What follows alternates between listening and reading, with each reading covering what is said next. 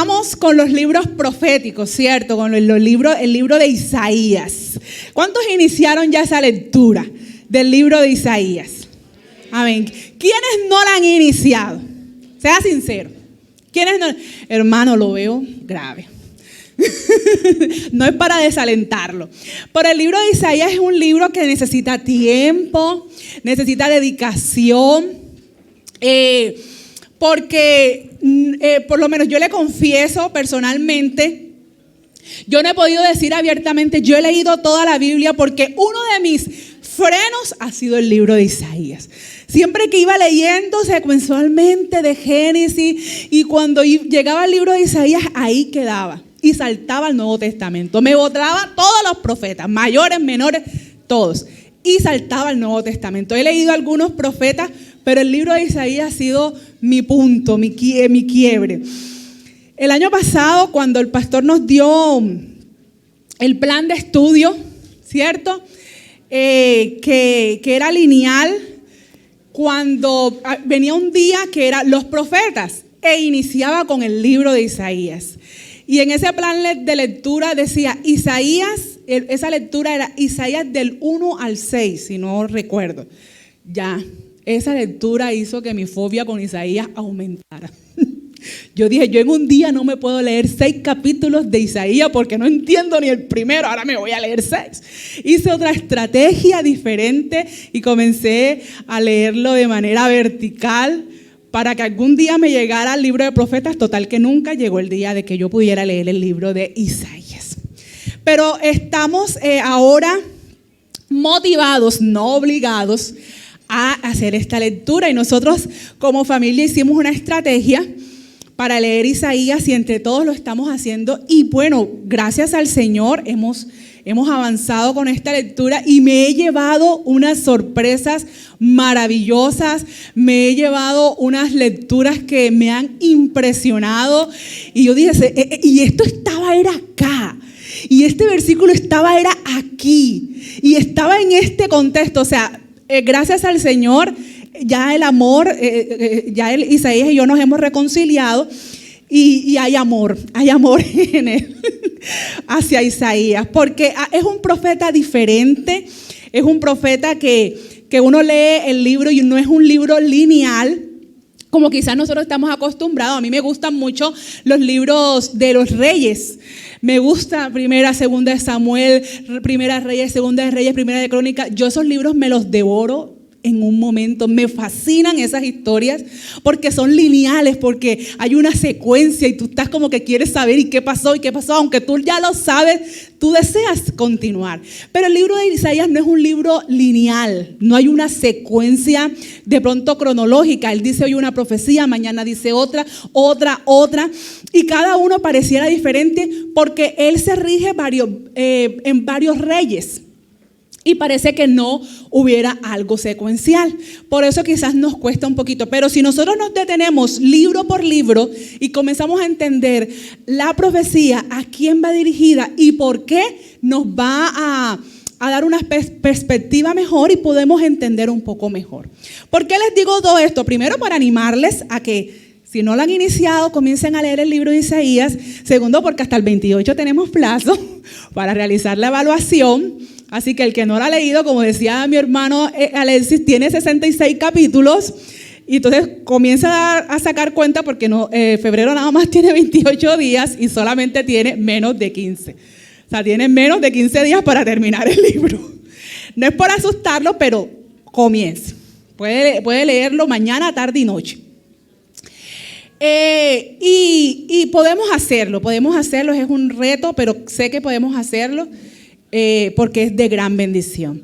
Y en base a todo esto del libro de Isaías, yo no podía predicar de otra cosa sino de Isaías, porque es lo que estamos leyendo. Amén. Yo quiero que vayamos al libro de Isaías, en el capítulo 30, el versículo 15.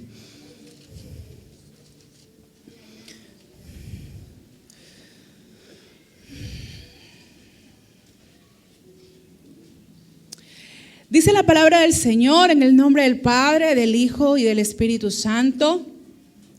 Porque así dijo Jehová el Señor, el Santo de Israel. En descanso y en reposo seréis salvos. En quietud y en confianza será vuestra fortaleza. Voy a leerlo hasta aquí. En descanso y en reposo seréis salvos. En quietud y en confianza será vuestra fortaleza. Amado Padre, en esta mañana, Señor, aquí estamos delante de tu presencia. Gracias porque nos permites estar aquí delante de ti. Gracias porque nos has permitido adorarte, exaltarte, Señor, por todo lo que hemos podido realizar en todo este tiempo y porque ahora tú has permitido que nosotros también nos dispongamos a escuchar de tu palabra. En esta mañana te pedimos que tú abras nuestro entendimiento, nuestros oídos, Señor, que podemos estar atentos a escuchar lo que tú en esta mañana quieres hablarnos, quieres enseñarnos, Señor. Que nuestra atención en este tiempito, Señor, que tú nos vas a hablar, podamos colocarla en ti, Señor. En el nombre de Jesús te pido que sigas bendiciendo a esta iglesia, a cada persona que está en este lugar y que tu nombre siga siendo exaltado y glorificado. En el nombre de Jesús, gracias, Señor. Amén y amén. Entonces dice la palabra del Señor, y yo tengo acá varias versiones. La Nueva Traducción Viviente dice: esto dice el Señor soberano, el Santo de Israel: ustedes se salvarán solo si regresan a mí. En tranquilidad y en la confianza está su fortaleza. La Nueva Versión Internacional nos dice: porque así dice el Señor y Dios, el Santo de Israel, en el arrepentimiento y la calma está su salvación, en la serenidad y la confianza está su fuerza. Para hablar de este pasaje, yo quiero hablar un poquito del contexto de que en lo que Dios dice esta palabra. En el contexto que nos habla, Isaías 30, dice que es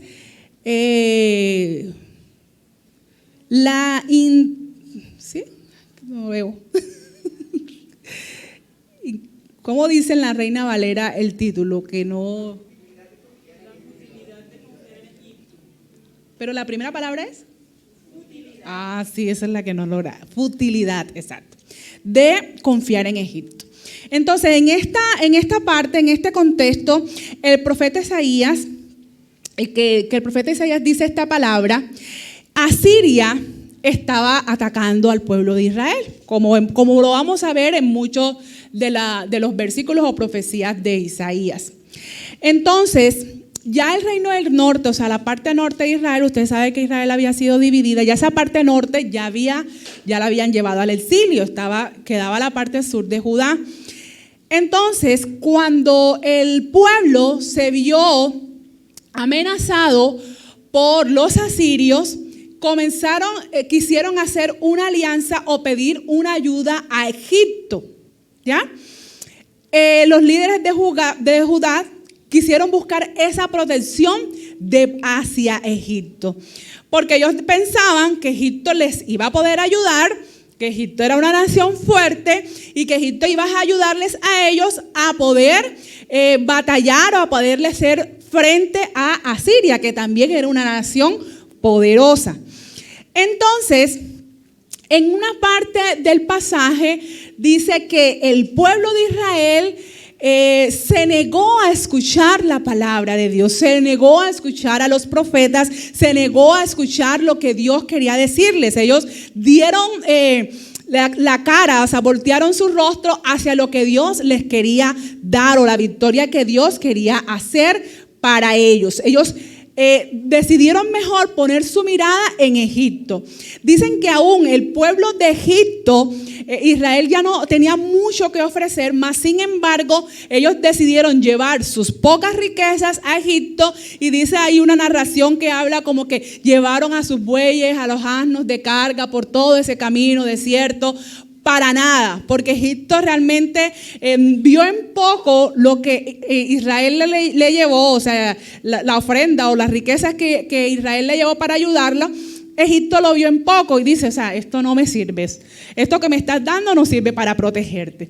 En ese contexto de lo que estaba pasando con el pueblo de Israel, Isaías le dice al pueblo esta palabra de este versículo. Estamos hablando que según lo que estábamos estudiando, acá estaba en el reinado el rey Ezequías. Y bajo todo esto, Isaías le dice, mira Israel, mira Judá, en descanso y en reposo es que ustedes van a ser salvos. En la quietud, cuando están inquietos o tranquilos, y en la confianza es que va a estar su fortaleza. Pero ¿cómo continúa diciendo ese versículo? Y no quisiste, sino que dijiste, no, antes huiremos en caballo. Vamos a ir, o sea, nosotros seguimos con el plan que tenemos y es ir a Egipto. O sea, ellos dijeron, no, así no lo vamos a realizar. Entonces, en este contexto, Dios aún le dice a Isaías, saca el libro y registra que quede en evidencia la rebeldía de este pueblo. Que quede en evidencia que no quisieron oír la ley de Jehová. Que quede en evidencia que ellos no quisieron oír a los profetas.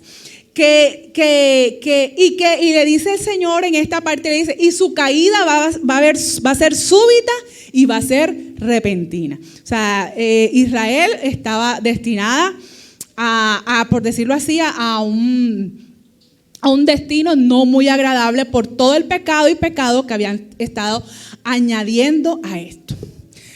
Pero leyendo un poco más el libro de Isaías, vemos que hay otro contexto. Vamos a ver otro contexto que está en el capítulo 37 y es con el mismo rey Ezequías. Aquí investigando un poco, mi esposo me está ayudando y me dijo que el capítulo 37 sucede 4 años después de este suceso. Este sucede 4 años después. Y dice acá en esta parte que el rey Ezequías, y le hago un spoiler, como dicen los chicos. 37, 38 y 39, estos tres, creo que es hasta ese. Sí, creo que hasta el 40. O sea, esos allí son secuenciales. Eso ahí usted lee la palabra y le va guiando, esos por allí tienen su secuencia, están chéveres. Entonces, en Isaías 37 está el mismo rey Ezequías. Son aproximadamente 4 años después, y vemos que nuevamente, o sea, Asiria no los había dejado a ellos de atormentar. Ellos estaban siendo atormentados por Asiria. Cuando usted lea este pasaje, se da cuenta que el rey de Asiria manda a un jefe de estado y este comenzó a hablarle al pueblo y comenzó a intimidarle, y entonces el pueblo, los gobernantes de acá de Judá decían, habla en arameo, no hables en hebreo. No sé si ustedes se acuerdan, hablen en arameo, no hablen en hebreo, para que los demás el pueblo no escuche, porque ellos no entienden el arameo. Entonces ellos decían, no, ahora vamos a hablar en hebreo, pero para que nos entiendan lo que les vamos a decir, de una manera de intimidar. Pero en este pasaje vemos que la respuesta del rey Ezequías no fue la misma. Él ya no dijo, no, ya no vamos a buscar a Egipto. Ya no vamos a ir allá a buscar ayuda de Egipto. Dice que cuando ellos fueron intimidados nuevamente, el rey Ezequías le dijo a las personas que estaban con él, le dijo, vayan donde Isaías y díganle lo que está pasando. Díganle que mire lo que nos está diciendo estos señores. Y ellos fueron a donde el rey, donde el profeta Isaías, y el profeta Isaías le da una palabra de parte del Señor y le dice, yo estoy en control. Y nuevamente Asiria viene y les manda una carta y les dice, ¿tú qué crees, rey? ¿Tú qué crees que Dios, ese Dios, tu Dios te va a salvar? Si en ninguna de las naciones que nosotros hemos ido y donde nosotros hemos obtenido la victoria, ninguno de esos dioses han podido salvarlo. Ahora tú crees que tu Dios es el que te va a poder salvar. Y comenzó a intimidarlo, pero se metió con Dios. Ya se metió con el que era. Con Dios fue que comenzó a meterse. ¿Y qué hizo el rey Ezequías cuando recibió esa carta? Fue al templo y colocó esa carta allí en la presencia del Señor y le dijo, mira Dios, mira lo que está haciendo este pueblo, mira lo que nos está diciendo, mira, ahora dice esto y esto y esto. Y el Señor le da otra palabra de parte de Isaías, le dijo, no te preocupes Ezequías, que ya se metieron es conmigo. Y Dios le dio la victoria. Ezequías no hizo absolutamente nada. Esa noche el ángel de Jehová se fue al campamento asirio y mataron una cantidad de soldados. Y esa gente cuando se levantó y vio ese lugar lleno de muertos, huyó. Entonces, ¿por qué traigo estos dos contrastes? Porque a mí me llamó mucho la atención, porque en una respuesta, Ezequías, por toda esa cuestión política, por toda esa presión política que le decían, hay que pedir ayuda, hay que buscar, nos van a venir contra nosotros, nos van a matar, el pueblo va a ser destruido. Y él en ese desespero buscó ayuda en Egipto, porque comenzó a escuchar lo que los demás le estaban diciendo, comenzó a ser presionado y tienes que hacer algo y va a venir a Siria y va a venir en contra de nosotros. Y el pueblo, el rey por esa presión dijo, vamos para Egipto.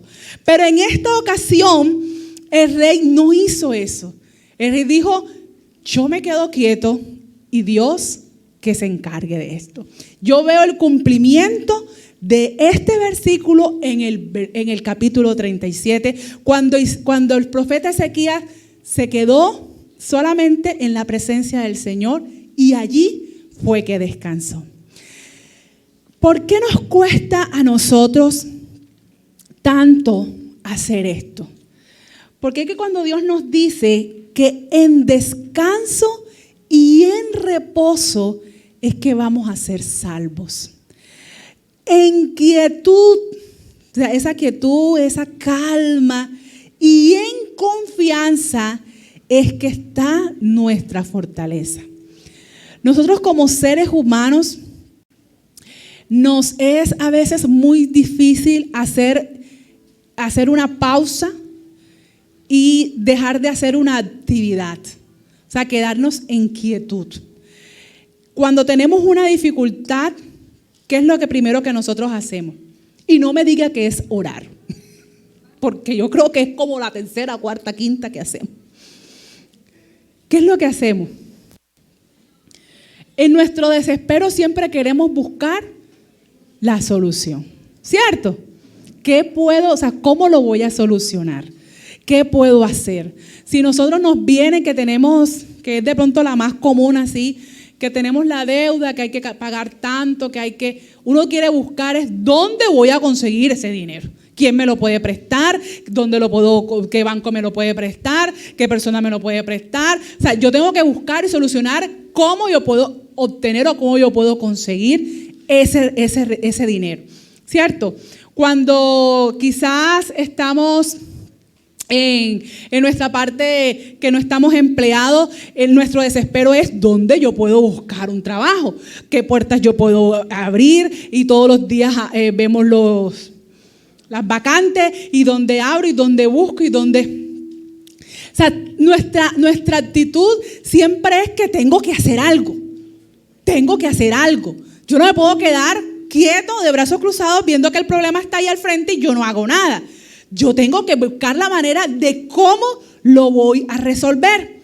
Pero en esto, Dios nos está diciendo es, descansa, quédate quieto, está tranquilo. Y uno dice, Señor, ¿yo cómo voy a descansar? ¿Cómo quedarme quieto? ¿Cómo puedo estar tranquilo si todo? O sea, tú te imaginas esa nube negra a tu alrededor y tú como que, en calma. Parece algo imposible, ¿cierto? O sea, yo no puedo, Señor, ¿cómo tú me pides esto? Yo no me puedo mantener en calma sabiendo que hay una tormenta y hay rayos y hay truenos y todo está a mi alrededor. Yo no puedo estar en calma. Pero si usted ve en el pasaje de Jesús, Jesús durmió. ¿Cómo se mantuvo Jesús? Durmiendo en la barca. Y la tormenta y el agua que se metía y Jesús tranquilo, descansando. Y los discípulos viendo que la barca no se hundiera y todo el mundo, imagino, con las cuerdas y con esto y con... ¿Qué tuvieron que hacer? Despertar a Jesús. Pero ¿cuál era la actitud de Jesús? En completa calma. Y uno dice, caramba, pero ¿cómo él puede estar en completa calma viendo que está pasando todo esto? Porque él sabe quién estaba al control. Amén. Y es lo que Dios a nosotros nos está invitando. Parece algo difícil. Parece que como que yo les estuviera diciendo a ustedes algo en chino, en francés. Usted dice, eso es imposible, es algo que ¿cómo lo hacemos? Yo creo que puedo decirles cómo podemos hacerlo y podría ser una práctica que usted pueda realizar en su vida. Pero primero quiero comentarle esto antes y después le digo algo que yo pude haber aprendido y no sé, creo que nos puede funcionarle para hacer lo que el Señor nos dice en su palabra, para poder estar en descanso y para poder estar en reposo. Dios a nosotros siempre nos va a brindar, y nos dice en su palabra, nos brinda esa protección, nos brinda promesas que nos protege. Ahí en el contexto, Dios les había dado promesas al pueblo para la protección contra Siria. Y Dios a nosotros nos da promesas y nosotros en su palabra podemos ver muchas de esas promesas que donde Dios nos resguarda, donde Dios nos da esa protección, donde Dios nos dice, tú no tienes que buscar ayuda en otra parte, tú no tienes que buscar ayuda en los préstamos, tú no tienes que buscar ayuda en tantas cosas que pueden estar a nuestro alrededor, sino solamente confía en que yo voy a cumplir cada una de esas promesas. Entonces, confiar en las promesas de Dios significa descansar. Confiar en las promesas de Dios significa estar en reposo. Confiar en las promesas de Dios significa estar quietos, ahí en esa inactividad. Y confiar en esas promesas significa estar en confianza. Confianza en Dios. Nosotros podemos descansar cuando nosotros sabemos lo que en su palabra nos dice y que por su espíritu nosotros podemos obedecer esa palabra. Nosotros podemos estar en reposo cuando confiamos en Dios y no en todo el esfuerzo que nosotros tenemos que realizar, que nosotros mismos tenemos que hacer. No tenemos que correr, no tenemos que saltar, no tenemos que brincar, no tenemos que, mejor dicho, colocarnos en los palos, no. Solamente estar quietos. ¿Por qué? Porque se trata de que el Dios es el mejor protector, es nuestro mejor guardián y en Él nosotros vamos a poder reposar. Cuando nosotros realmente demostramos con nuestras acciones que estamos confiando en Dios. Confiar en esas promesas de Dios, en esa quietud que aún Dios nos dice que aún es necesario que nuestra postura sea diferente, porque cuando usted está estresado se le nota hasta en su parte física. Eso se le pone a uno, todo esto le duele a uno aquí, no sabe si el pelo, si el cuello, si todo, por todo el acumulo de tensión que nuestro mismo cuerpo guarda. Y en esa quietud que Dios nos dice, en la quietud, en donde tu cuerpo pueda estar descansado, en donde tú puedas estar en silencio, otro problema más grande, estar en silencio, guardar silencio y dejar que Dios sea el que comienza a susurrar a tu vida y comience a hablarte de pronto las estrategias que nosotros debemos de implementar. Nosotros debemos de confiar en que Él es el que puede cumplir y Él es el que hará el cumplimiento, dará el cumplimiento a cada una de sus promesas. Parece algo complicado, pero realmente es algo que sí tiene efectividad, porque si Dios lo dice en su palabra es porque es real. Y yo quiero que vayamos ahí en ese mismo librito de Isaías, en el capítulo 26, hay un versículo que quiero que nos detengamos allí, porque para mí aquí está el cómo hacerlo. Yo considero que aquí está el cómo podemos hacerlo. Capítulo 26, versículo 3.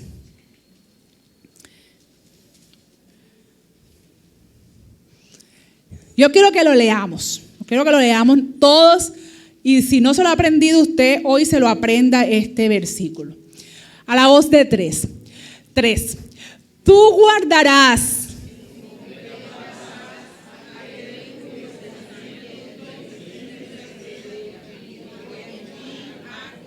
Ahí nos perdimos, ahí no hubo armonía. Vamos a hacerlo mejor.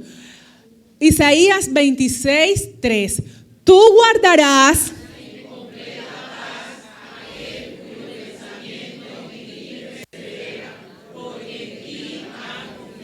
Ahora vamos a decirlo tan fuerte que en la transmisión se pueda escuchar, porque usted sabe que en la transmisión se escucha nada más el micrófono, pero las voces no se escuchan. Pero el que nos está escuchando en la transmisión va a escuchar a esta voz, unísono, ¿sí? Al unísono, exacto. Isaías 26, 3.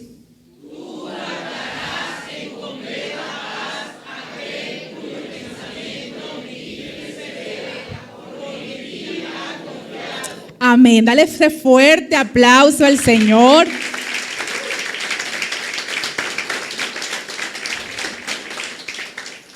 Mire que en este pasaje nos dice que Él nos va a guardar en ¿cómo? Completa paz. Completa, no en paz. No en ahí en medio paz. Completa paz. En este pasaje, completa paz, en el hebreo dice shalom, shalom. Shalom, shalom dice en el hebreo. Y eso quiere decir perfecta paz. Eso quiere decir que Dios nos dice, yo te voy a dar una paz, y si esa no te sirve, una segunda paz, una tercera paz, una cuarta paz, hasta que tú obtengas la completa paz. Por eso que, lo está afirmando. Cuando la palabra se repite, es una afirmación, ¿ya? Que Él lo va a hacer. Y lo seguirá haciendo una segunda vez, una tercera vez, pero lo va a realizar. Es shalom, shalom, perfecta paz. Pero ¿cuándo nosotros vamos a obtener o cuándo vamos a ser guardados en esa perfecta paz? ¿Cuándo? No. ¿Cuándo? Ahí lo dice. En el pasaje dice, cuyo pensamiento en ti persevera. Cuyo pensamiento en ti persevera. Para poder llevar a lo que nuestra hermana nos está diciendo, a la confianza. Cuando yo confío en Dios, cuando mi pensamiento persevera en Él. ¿Por qué? Porque cuando nosotros estamos en esta situación, vamos al contexto del pueblo de Judá. Estaban en una situación. Estaba Siria allá al frente. Estaba Siria amenazando. ¿Qué hizo el rey? Comenzó a escuchar a los políticos, comenzó a escuchar al pueblo, comenzó a escuchar al uno, porque había que buscar una respuesta, porque había que hacer algo, tenemos que hacer algo, ¿cuál es el plan? ¿Qué tenemos que hacer? El rey no hizo un descanso, un reposo, no dijo voy a pensar en Dios, no, comenzó a pensar en cómo yo voy a resolver el problema, pero escuchando a todos. ¿Y qué hizo? Prefirió escuchar al pueblo y hacer lo que políticamente le estaban diciendo que hiciera. Vayan para Egipto. ¿Confió en Dios? No confió en Dios. Confió en que otro pueblo, otra nación podía darle una protección.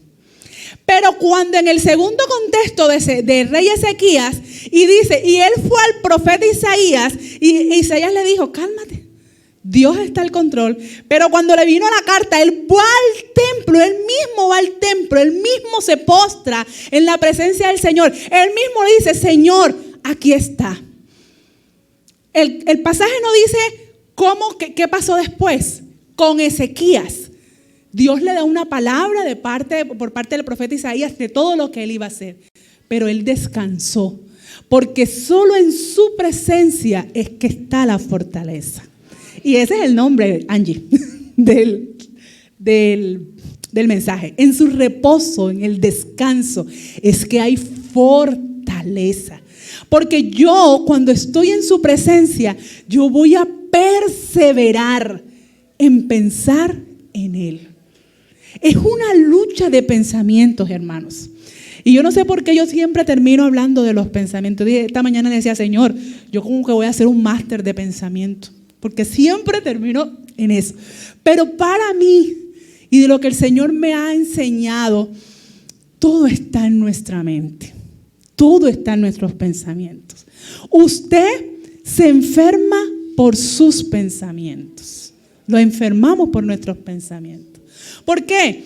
Porque Dios me está diciendo en descanso, en quietud, en reposo. O sea, que yo les decía, es una postura que nosotros tenemos, es estar en silencio. Pero a veces yo estoy en silencio, pero mis pensamientos tienen un ruido terrible. ¿Cierto? Porque yo en mis pensamientos estoy, ¿qué hago? ¿Cómo lo soluciono? Y de pronto estoy quieta. Pero en mis pensamientos estoy buscando y para dónde cojo, y si no es por aquí es por allá, y si no es por allá es por acá. Y Dios dice, tus pensamientos me son ruidosos. Nos dice el Señor, silencio, calla tus pensamientos, cállalos. Persevera en mí, en pensar en mí. Es lo que el Señor nos dice. ¿Cuándo yo voy a tener descanso? Cuando yo persevero en pensar en Dios. ¿Cómo yo pienso en Dios? Cuando yo me aferro a sus promesas. Por eso es importante que nosotros leamos la palabra, porque es que eso es lo que Dios me está hablando ahí a través de eso. Y eso en ese momento de quietud es lo que debe llegar a mi mente. Debe llegar a mi mente, Señor, si tú eres mi guardador. Señor, esto está así, pero tú eres mi Dios. Tú no me vas a dejar a mí solo. Yo persevero. Cuando yo persevero en pensar en Dios, yo voy a aumentar mi confianza. Mi confianza va a aumentar en Dios. Yo voy a confiar en Dios. Y ahí es cuando uno va a obtener esa fortaleza. ¿Qué nos decía Pablo?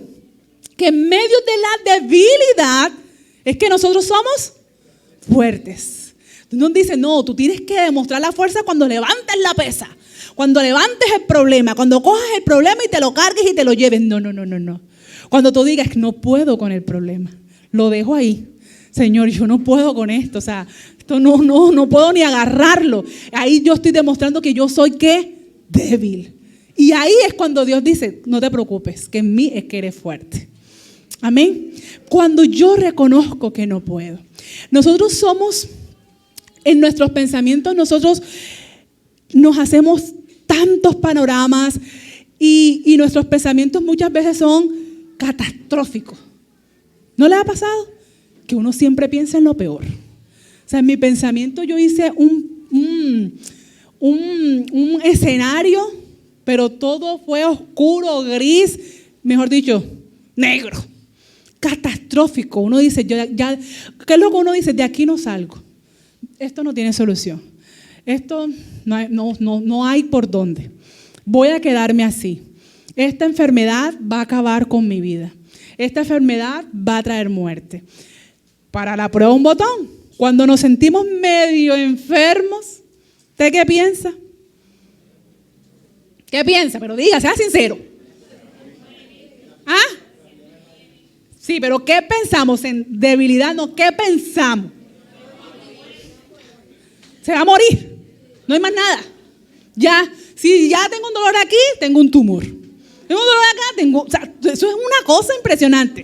¿Es o no es? Eso es lo que nosotros pensamos. O sea, yo no puedo decir, ay, ya. No, yo tengo que pensar y ya yo pienso en cómo, en cuándo. Mira, hoy, en esta semana, y es muy triste porque es que sí pasa. Esta semana yo en el colegio tuve un caso de una niña, una niñita, una nena de 11 años, nos fue buscando, entonces le ocupé mi espacio para escucharle. No, pero ¿qué te pasa? Es que yo tengo miedo, pero ¿miedo de qué? O sea, ¿qué te pasa? ¿Qué piensas? ¿Qué estás pensando? Es que yo pienso todos los días que cuando yo llegue a mi casa, mi mamá me va a decir que ya mataron a mi papá. Pero mamita, ¿tú por qué piensas eso? O sea, no, yo no sé, y eso era. Entonces ella me narra que ya ella pensó cómo iba a ser la muerte, cómo lo iban a matar. Ella piensa cómo, qué va a ser, o sea, qué va a ser de ella, cómo va a ser el sepelio, o sea, todo tiene una, y todo es de acá. Pero ¿qué está pasando? Tu papá está enfermo. No. Pero, o sea, ¿pasó algo? No. Mami, ¿tú por qué piensas eso? Yo le dije, pero tú tienes 11 años, tú tienes que pensar en la vida, tú tienes que pensar en, no sé, ¿cómo tú estás pensando eso? Es real. Nosotros nos enfermamos desde nuestros pensamientos. Ella tiene un temor, un pánico, o sea, y me dijo, estaba en clase y estaba llorando porque ella tan en la mente que cuando ella llega a su casa esa es la noticia que ella va a recibir. Eso es lo que Dios quiere para nosotros, que nosotros vivamos con miedo, con terror de lo que va a pasar. Cuando yo le decía, pero mira la realidad, tu pensamiento está nublando lo real, tu pensamiento está nublando lo que es verdad, que miran tus ojos, no es lo que está pasando. ¿De por qué piensas en eso? Y eso es obviamente que es o sea, comenzamos a enfermarnos desde nuestra mente. Y claro, eso es una angustia que está viviendo ella. ¿Está viviendo en paz? No, está viviendo en angustia. Tan pequeñita está viviendo así. Es una niña. Ahora nosotros, que de pronto personas más adultas, que tenemos de pronto tantas cosas, más cargas, más problemas, más cosas en qué pensar, hacemos lo mismo. Comenzamos a pensar en que esto no, la primera puerta que se nos cierra y ya para nosotros no hay ninguna otra puerta que va a ser abierta. ¿Cierto? El primer fracaso en que nos enfrentamos y ya, el resto de mi vida va a ser fracaso. O sea, no podemos enfrentar un tropiezo porque pensamos que ya del suelo no vamos a ser levantados. Y Dios no nos dice eso. Dios no nos dice que vamos a vivir una vida perfecta, que todo va a ser color de rosa, amor, paz y felicidad. No, Él nos dice que nosotros vamos a estar en este mundo y vamos a tener aflicciones. Pero en medio de eso, Dios nos dice que podemos vivir en paz. En medio de la aflicción, el problema, lo que estemos viviendo, nosotros podemos vivir tranquilos. Nos lo dice su palabra, porque Él nos dice, allí en el descanso, en la quietud, cuando confías, ahí es que está tu fortaleza. Es allí. No es lo que tú hagas, no es en cómo tú resuelvas el problema, no es cuando tú vas a ir a buscar ayuda a Egipto, y usted sabe qué significa Egipto, no es cuando usted va a ir a buscar ayuda al mundo, no es cuando usted va a pensar y poner su mirada allá en el banco, no es cuando usted va a poner su mirada allá en el médico, no, y no quiere decir que esas entidades y esas personas son malas, no, lo malo es que yo ponga mi mirada y mi confianza allí. Que es que si yo no voy al médico y si el médico no me receta y si el médico no me hace, yo me muero. ¿Y dónde está la confianza en Dios? Yo tengo que confiar en que Dios es mi médico y que Él puede usar a la persona para que mi salud sea dada. Pero no está mi confianza en el que si yo no voy, no lo resuelvo. Y si a mí no me hacen ese examen, yo me muero y no voy a... No, mi confianza debe estar en Dios. Muchas veces nosotros recibimos del médico, placebo. ¿Y usted sabe qué es placebo? Placebo es sustituir la medicina real por algo ficticio, pero como usted cree que es la medicina, usted le va a cenar. Muchas veces al Luis que está en la parte de salud, se le dan pastillitas dulces a la persona y cree que es la medicina y se sana. Y es un dulce. Porque está creído que es eso lo que le va a sanar. Y si no lo recibe, fatal. Le dan un dulcecito, se llama placebo. Nosotros muchas veces necesitamos en nuestra vida que Dios nos dé placebo para nosotros creer. Y Dios dice, no, yo no te voy a dar eso. Yo te voy a dar mi palabra. Tú la tomas o no la tomas. Pero es mi palabra la que te puede sostener. No es lo que otras personas pueden decir o lo donde tú puedes ir a resolver. Pero a nosotros nos cuesta estar quietos. Parece algo imposible que Dios hoy nos está diciendo a nosotros, en reposo, en quietud. Señor, yo no sé estar quieto. Yo tengo que estar haciendo algo y Dios dice, no tienes que estar haciendo nada. Porque la salvación dice, en calma. La salvación es en el descanso. ¿Por qué? Porque es que nosotros somos salvos por gracia, no por lo que usted haga, no por las veces que usted quiera ser bueno. No, eso son obras que uno tiene que hacer por amar a Dios y porque uno sabe que es bueno. Pero no porque eso me va a dar la salvación. No me la va a dar. Yo soy salvo porque yo acepto a Jesús en mi corazón. Y yo acepto que Él murió por mis pecados. Por eso yo soy salvo. Y eso se lo digo a las personas que visitas que quizás están en este lugar. Hoy la salvación está aquí a la puerta. No tienes que hacer nada para ser salvo. No tienes que hacer, solamente creer. Creer que Jesús murió. Creer que Él allí llevó todos nuestros pecados.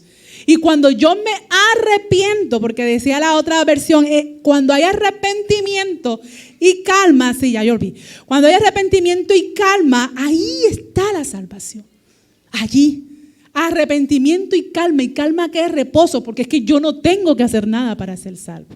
Solamente repetirme y creer. Y la salvación está ahí a la puerta.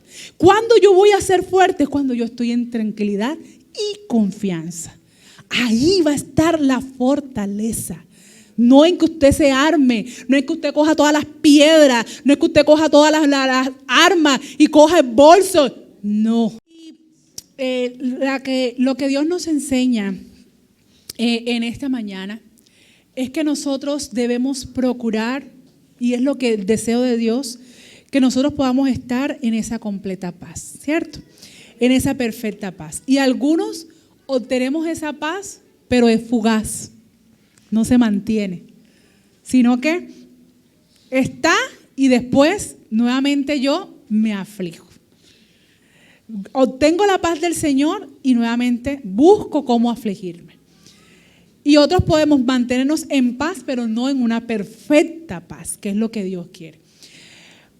No sé, bueno, a mí particularmente, ahorita en este proceso de duelo que hemos estado viviendo como familia, a mí me pasó algo particular. Y no sé si de pronto a usted también le ha pasado. Que cuando nosotros le pedimos al Señor, Señor, sé tú el consolador, ¿cierto? Señor, sé tú dándome paz. Señor, dame de tu paz, dame de tu tranquilidad, que yo pueda estar tranquilo. Y cuando Dios te lo da, que es lo que le decía ahorita, no se mantiene. Cuando Dios te lo da, Dios te da esa tranquilidad y tú te sientes tranquilo, tú sientes como que esa paz. Nosotros mismos, desde nuestros pensamientos, buscamos la aflicción. A mí me pasó. Yo cuando me levantaba y me sentía como que una tranquilidad, como una paz, como que, qué bien se puede sentir. Uno comienza a pensar, yo no puedo estar bien. ¿Por qué estoy bien?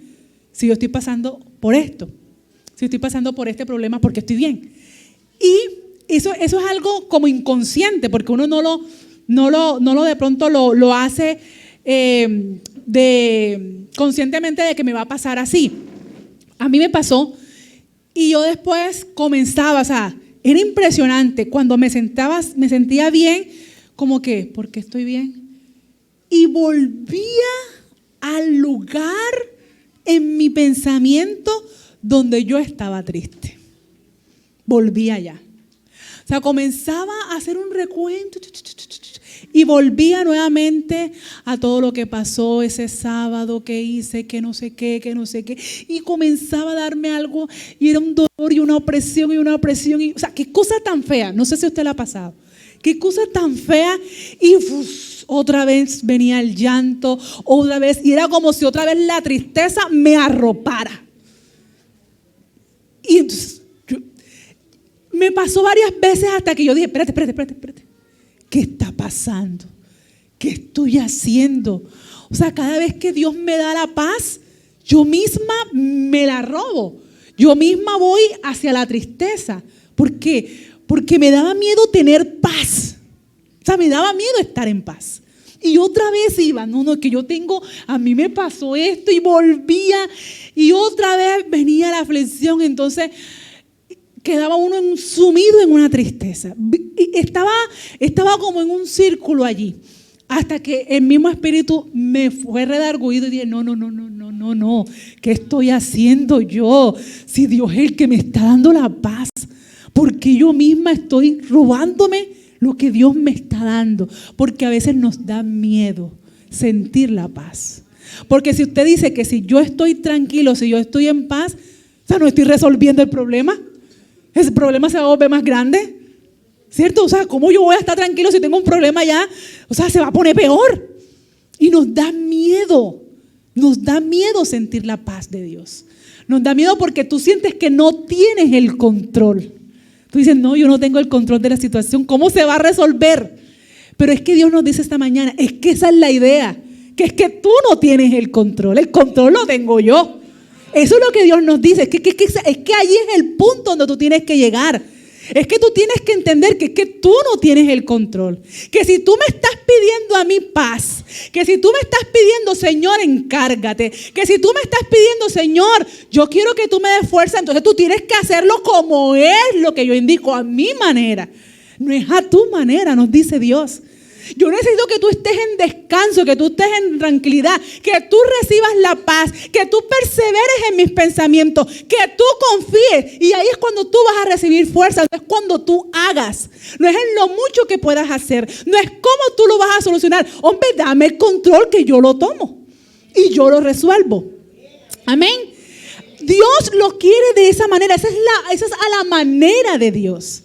No es a nuestra manera. Y es una alarma para nosotros cuando usted esté en esa perfecta paz y comience usted mismo a buscar por miedo la aflicción, haga su pare y dése cuenta que ese no es el camino que Dios quiere. No es por allí.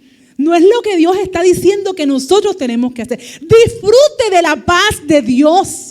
Disfrute de tener esa perfecta paz. Disfrute de ese shalom. Disfrute, que ese es el diseño de Dios para nosotros. Ese debe ser nuestro estilo de vida. Estar en perfecta paz debe ser. O sea, no debe ser que yo de vez en cuando. No, debe ser que yo pueda tener la confianza. Ojo, no malinterpretemos. Perfecta paz con flojera, con dejadear. Aquí me voy a echar aquí. Oh, eso no es perfecta paz. No diga que la hermana dijo que yo tenía que estar en perfecta paz y me voy a quedar aquí en la casa que se desarme. Que vea cada quien cómo háganos. Ojo, que yo no he dicho eso. Yo no he dicho eso. Tenemos que discernir.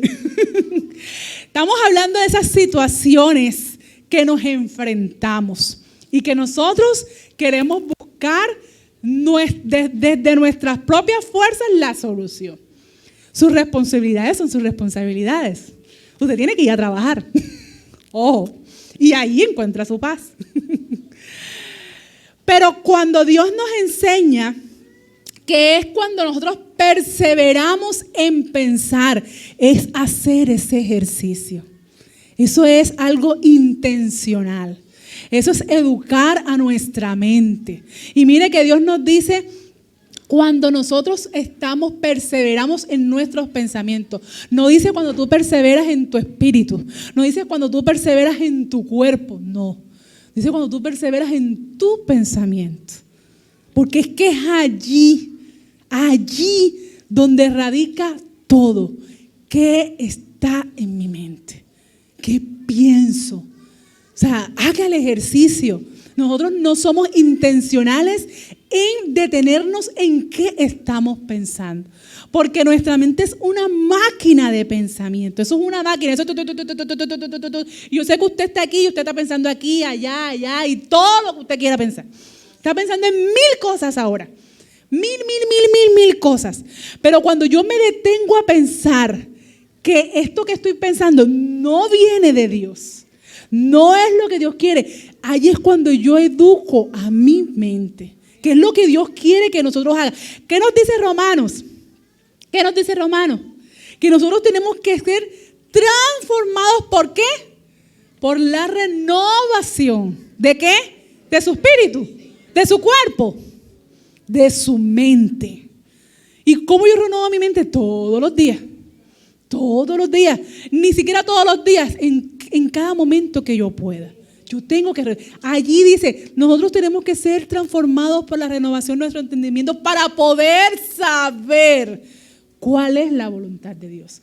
Yo no voy a saber cuál es la voluntad de Dios si desde mi mente yo no persevero en pensar en Él. Si yo comienzo a perseverar en pensar en cómo yo voy a resolver, créame que ahí no está la voluntad de Dios. Y por eso nos equivocamos. Porque nosotros buscamos la voluntad de nosotros. Pero cuando yo desde mis pensamientos comienzo a meditar, en renovar mi mente, en perseverar en Dios, en descansar, en estar tranquilo, en hacer esa pausa. Señor, aquí me detengo. Ya, basta. No tengo manera de cómo resolverlo. No sé cómo, no tengo la menor idea. No, ni idea, nada. Y esto se me está saliendo de control. Me detengo y declaro tu palabra. Declaro tu palabra. Sé que tú eres Dios, tú me vas a ayudar. Y usted comienza a declarar todas las promesas que se sepa en la Biblia. Y descanse. Allí usted va a conocer la voluntad de Dios, que es buena, que es agradable y que es perfecta. Allí fue cuando Ezequías conoció cuál era la voluntad de Dios. Quédate quieto, yo peleo por ti. Y Dios peleó por ellos. Y Dios le dio la victoria. Así de sencillo. Ezequías tuvo que buscar el ejército. No. Seguramente se fue a dormir y cuando se levantó ya se habían ido los asirios. Cuando van a haber ocasiones que seguramente Dios te va a dar el plan, que también lo hizo. Bueno, hagan con David. Usted recuerda a David y a algunos reyes, Dios le daba la estrategia. Hale esto, ves por aquí, coge por allá.